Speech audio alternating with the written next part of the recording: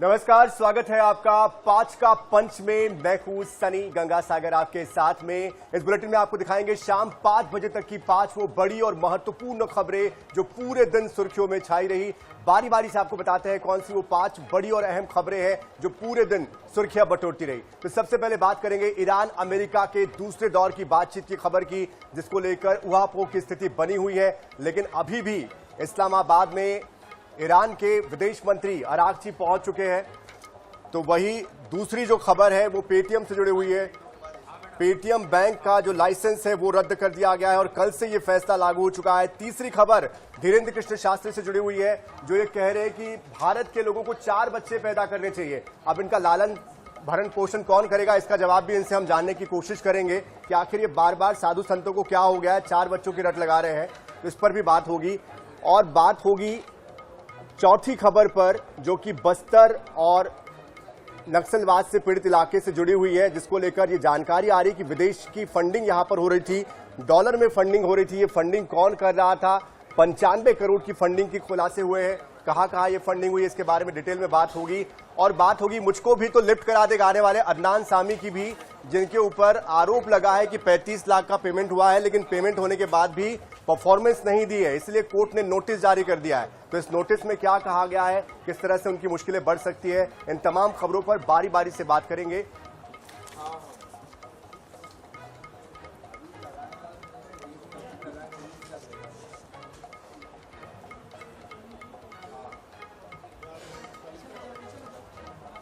तो इन खबरों पर बारी बारी से नजर डालेंगे। लेकिन जिस तरह से,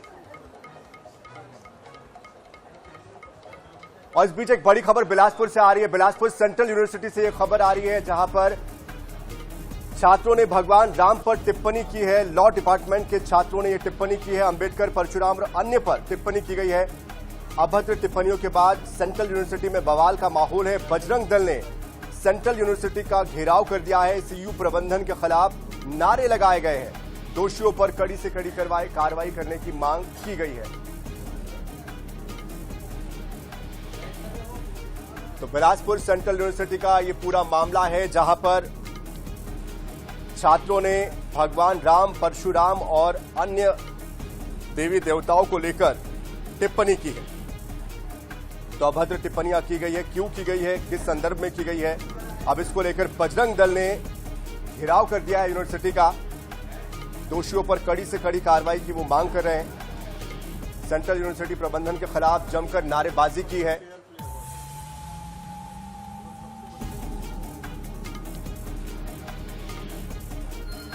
जिस तरह से ये घेराव किया गया है, नारेबाजी की गई है, उसके बाद हालात यहां पर तनावपूर्ण बने हुए हैं।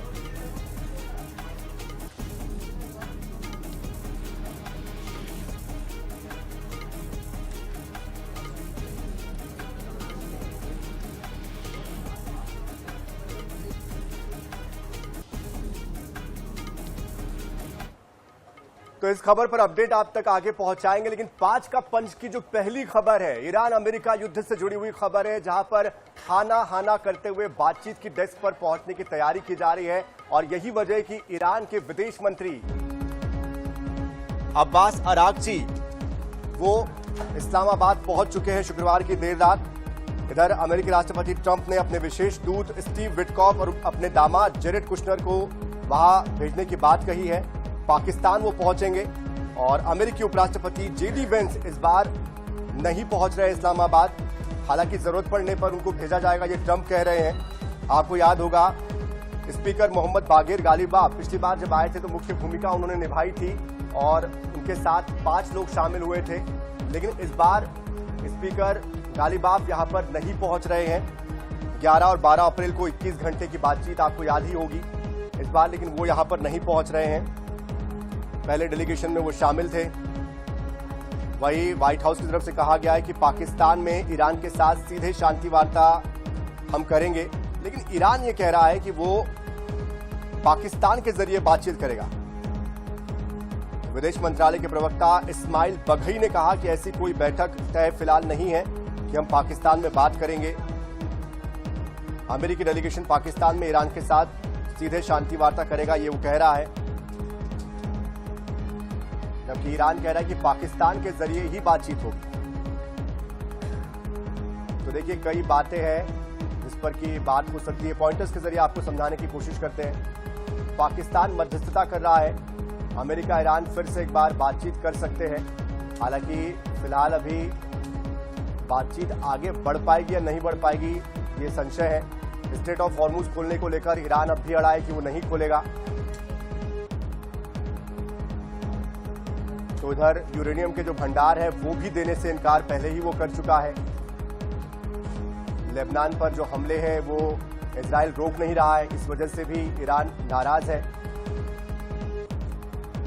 तो तल्खी दोनों देशों के बीच पहले से और बढ़ गई है, लेकिन दबाव भी उतना ही है दोनों पर कि आखिरकार इस युद्ध पर विराम कैसे लगे। दोनों भी अपने कदम पीछे हटाने के लिए तैयार नहीं है, लेकिन दोनों भी ये जाहिर करने में पीछे नहीं है कि वो उनसे कम नहीं है। चाहे वो शक्ति प्रदर्शन कह लीजिए या फिर वर्ल्ड वाइड अपनी जो एक इमेज बनी हुई है अमेरिका या ईरान की जो अब तक बन गई है उसको लेकर समझौते की बात हो, ये समझौता नहीं करना चाहता है। तो देखिए ईरान भी कुछ दिन पहले आपको याद होगा एक परेड उसने की थी हथियारों के साथ, मिसाइलों के साथ, और ईरान की तरफ से भी बार बार ये कहा जा रहा है कि हम युद्ध जीतने में सक्षम हैं और अभी भी अगर नौबत पड़ी तो हम लड़ाई के लिए तैयार हैं। हमने अभी भी अपने पैर पीछे नहीं हटाए।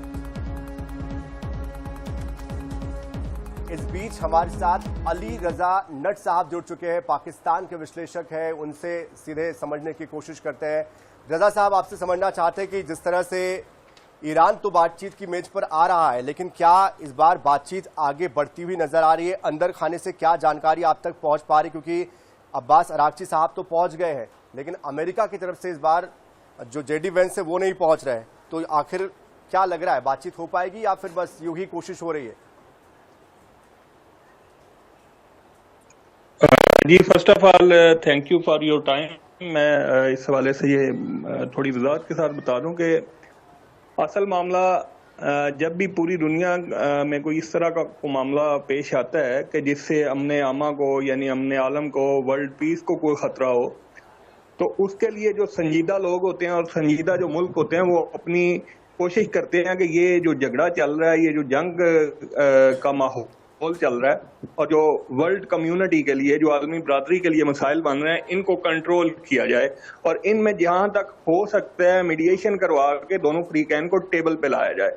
तो ये इस दफा का जो क्रेडिट है वो यकीनन पाकिस्तान के हिस्से में आया है कि पहले मुज़ाकरात का एक दौर हुआ, मुज़ाकरात बहुत सी जगहों से ये आवाज़ें उठी, ख़ुसूसन इंडिया से और इजराइल से, कि ये जो है आगे नहीं बढ़ पाएंगे और अगला दौर नहीं होगा, ये सारी चीज़ें यहाँ पे ख़त्म हो गई हैं।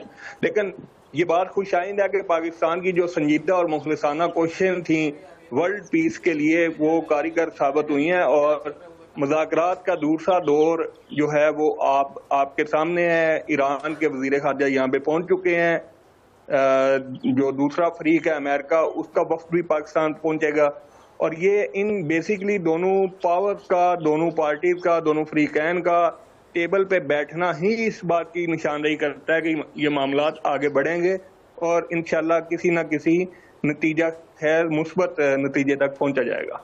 नट साहब, लेकिन इसलिए ये सवाल मैंने आपसे पूछा था क्योंकि पिछली बार स्पीकर जो है ईरान के मोहम्मद बागिर गालिबाफ वो इस बार नहीं आ रहे हैं और इधर जेडी वेंस जो है वो भी नहीं आ रहे हैं।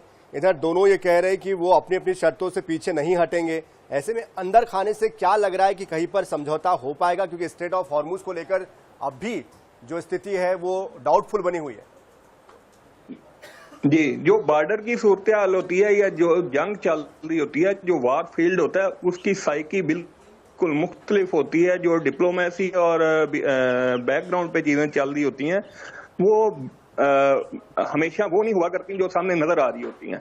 बयानात दोनों तरफ से दिए जा रहे हैं, अपनी अपनी पावर दोनों तरफ से दिखाई जा रही है, लेकिन जो करने वाली बात है वो ये कि अगर ये मुज़ाकरात ना होने होते या ये गैर संजीदा मुज़ाकरात होते तो फिर अब जो इनके ईरान के वज़ीर ख़ारिजा हैं वो भी पाकिस्तान ना आते और जो अमेरिकन डेलीगेशन आ रहा है वो भी इस तरह फॉर्मेट उसका ना बनता, वो भी ना आ रहा होता या अनाउंस ना होता। पिछली दफा जो उनके जेडी वेंस साहब आए हैं या उनके स्पीकर साहब आए थे तो वो इस ये दोनों फ्रीकैन ने अपनी अपनी मैंडेट और अपनी अपनी यानी आप कह लें एजेंडे के मुताबिक अपना वक्त तरतीब देना होता है। उस पे मैं या आप असरअंदाज नहीं होते या कोई दूसरा असरअंदाज नहीं हो पा रहा होता। बेसिक चीज मैंने जैसे पहले कहा, फिर मैं रिपीट कर रहा हूँ कि ये पाकिस्तान की दुनिया के अमन के लिए मुखलिसाना कोशिशों का एक बेहतरीन वाज़ेह सबूत है। और अगर आप इसे इवेंट ऑफ द सेंचुरी, फिलहाल नतीजा आया नहीं है ना, आप पाकिस्तान क्रेडिट जरूर ले ले इस बात का, लेकिन नतीजा तो आ जाए पहले। बहरहाल बहुत शुक्रिया हमारे साथ जुड़ने के लिए रजा साहब, हमारे साथ टाइम देने के लिए। तो देखिए, क्रेडिट लेने की होड़ अभी से मच गई है पाकिस्तान में, भले ही हुआ कुछ नहीं है। तो वो कहते हैं ना कि कहावत में कि बस्ती बसी नहीं और लुटेरे पहले आ गए, तो उस तरह की स्थिति बनी हुई है।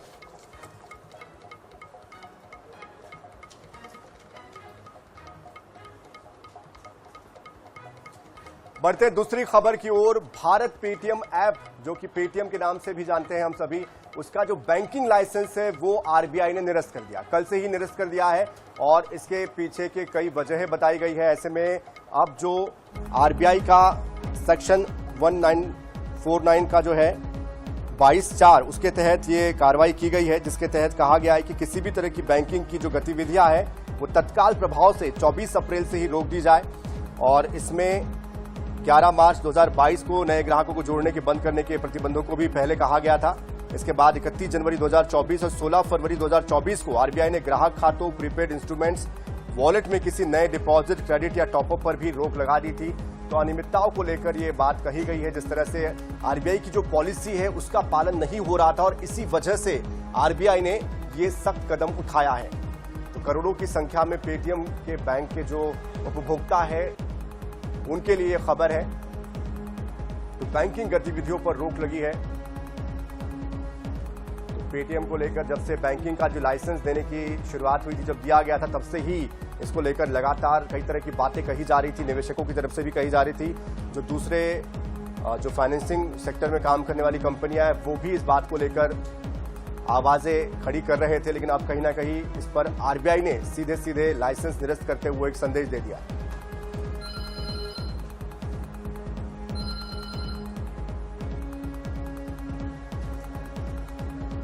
डिजिटल बैंकिंग सेक्टर में हलचल तेज हो गई है।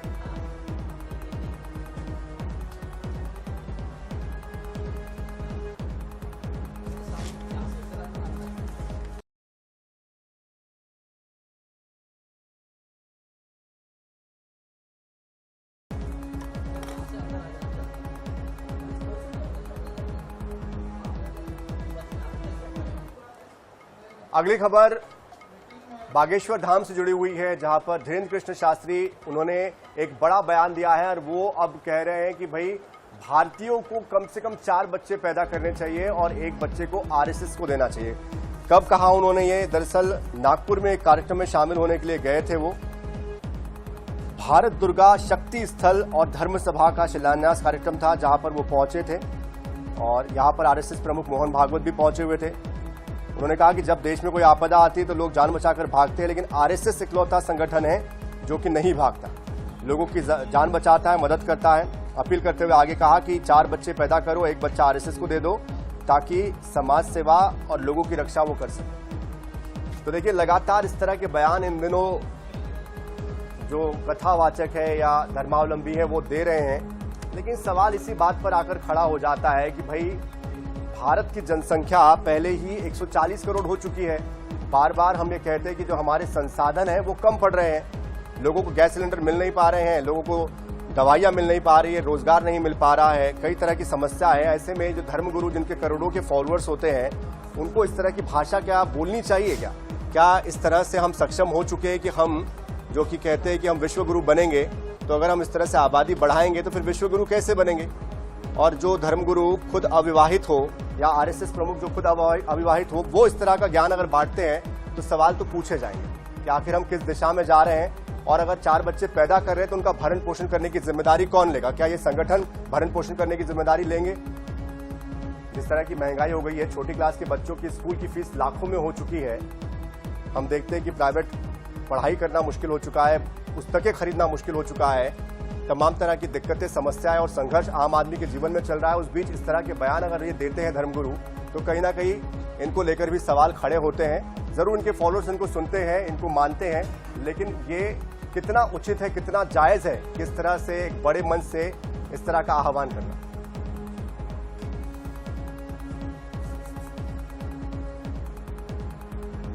आस्था अपनी जगह है, धर्म अपनी जगह है, लेकिन व्यवहारिकता के आधार पर यह बात भी उतनी ही समझना जरूरी है कि आखिर हम कहां पर खड़े हैं, भारत की प्रति व्यक्ति आय क्या है, कितने बच्चे कुपोषण का शिकार है, कितने बच्चे अशिक्षा का शिकार है और किस तरह से।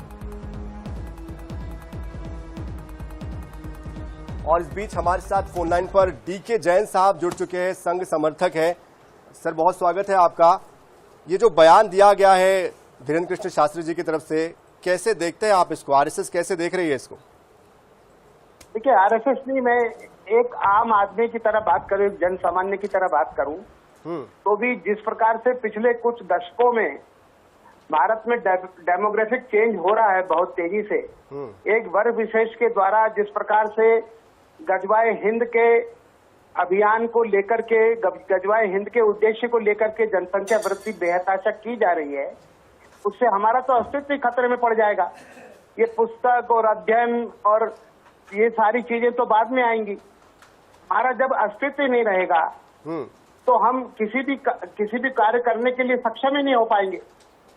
आप ये देखिए कि भारत के जितने भी सीमांत प्रांत है, सीमांत जिले हैं, वहाँ लगभग हिंदू आज माइनॉरिटी में पहुंच चुका है। और देश के अंदर भी बहुत सारे जिले ऐसे हैं, विशेषकर बंगाल में, बिहार में, उत्तर प्रदेश में, जहां आज हिंदू अल्पसंख्यक हो गया है। जम्मू कश्मीर जैसे राज्य में हिंदुओं को पलायन पर विवश होना पड़ा। जिस प्रकार के सामाजिक और राजनीतिक अत्याचार का शिकार हुआ है पिछले कुछ दशकों में हिंदू वर्ग, तो आपको लगता है कि उन्होंने जो बोला है वो सही है? बिल्कुल सही है, मैं समझता हूँ। लेकिन डीके जैन साहब, थोड़ा सा इस पर भी रोशनी डालिए कि जो बच्चे 4 पैदा होंगे, करने को तो 8 भी कर देंगे, लेकिन इसकी जिम्मेदारी कौन लेगा? भरण पोषण की जिम्मेदारी कौन लेगा? देखिए, भरण पोषण की जिम्मेदारी भी हो जाती है। आज से पहले लगभग 50 वर्ष पहले भी तो 8-8, 10-10 बच्चे हुआ करते थे। मैं आपको याद दिलाना चाहता हूँ, आज से इतिहास पर नजर डालें। आज से डीके जैन साहब, लोगों को सिलेंडर नहीं मिल रहा है, आधी आबादी बेरोजगार है, प्रति व्यक्ति आय उठाकर देख लीजिए, लोगों की रोजगार की स्थिति, स्वास्थ्य और शिक्षा की स्थिति देख लीजिए, उसके बाद आप ये बातें कहिए। आपको बात कहने में तो अच्छा लग रहा है, लेकिन जो लोग संघर्ष कर रहे हैं जरा उनके बारे में भी सोचिए। बहुत शुक्रिया हमारे साथ जुड़ने के लिए। तो जिम्मेदार लोग अगर इस तरह की बातें करते हैं तो सोचने पर मजबूर होना पड़ता है कि 21वीं सदी के भारत में हम जी रहे हैं और विश्व को रास्ता दिखाने की हम बात करते हैं और इस तरह से विचार हम रखते हैं।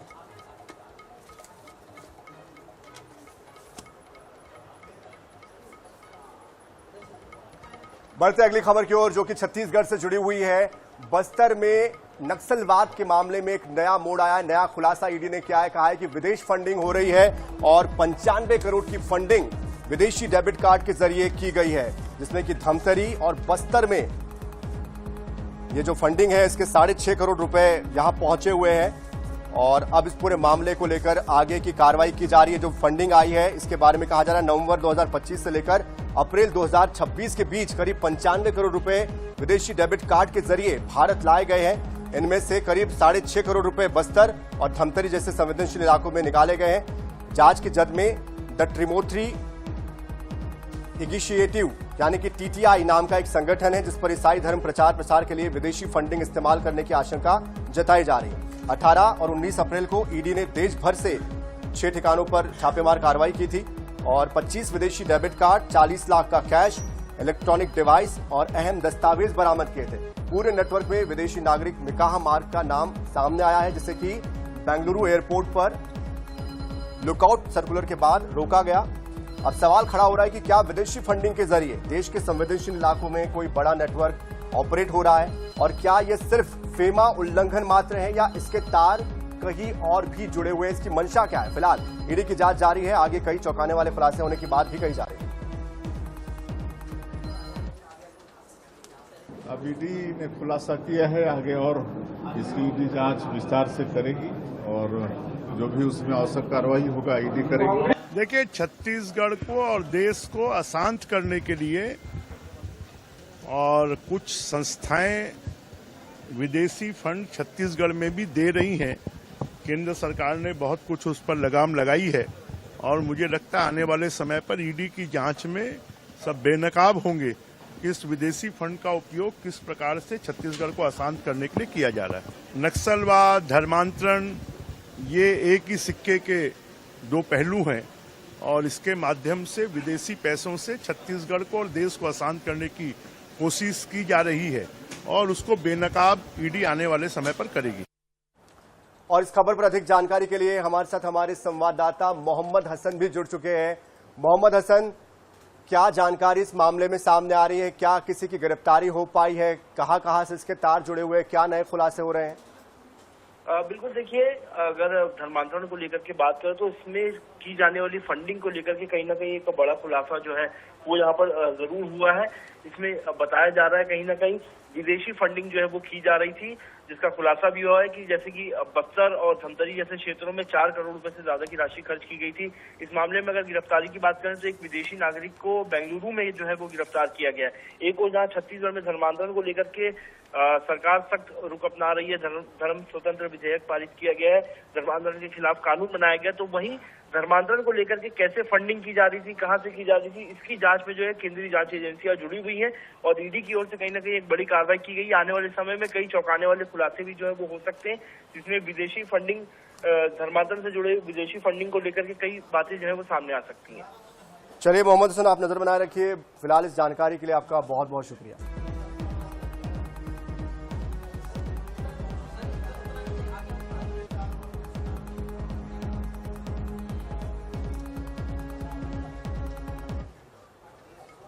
और 5 का पंच की 5वीं और आखिरी खबर है सिंगर अदनान सामी से जुड़ी हुई।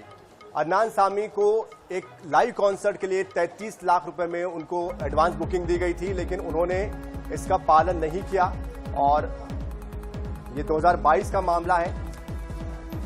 और उन्होंने जब कहा गया कि आप पैसे रिटर्न कर दीजिए तो एडवांस वापस भी नहीं किया, कोई प्रतिक्रिया नहीं, जिसके बाद संचालकों ने उनके खिलाफ धोखाधड़ी का केस दर्ज कर दिया।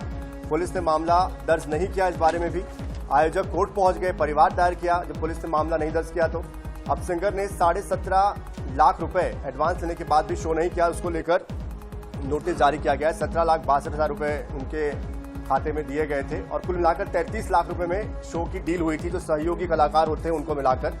तो जिस तरह का ये मामला सामने आया है उसके बाद अब अदनान सामी के लिए मुश्किलें बढ़ सकती हैं।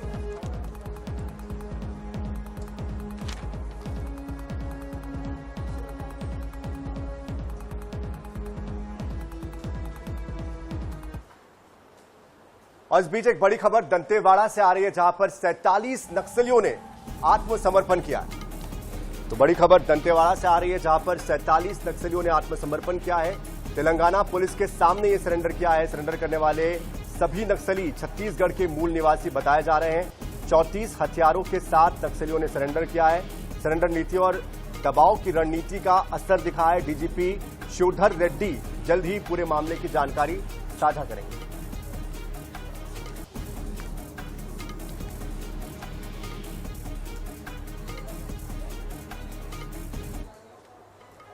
तो इसी के साथ 5 का पंच में फिलहाल इतना ही। ताजा खबरों के लिए, अपडेट्स के लिए आप बने रहिए INS 24/7 के साथ। नमस्कार।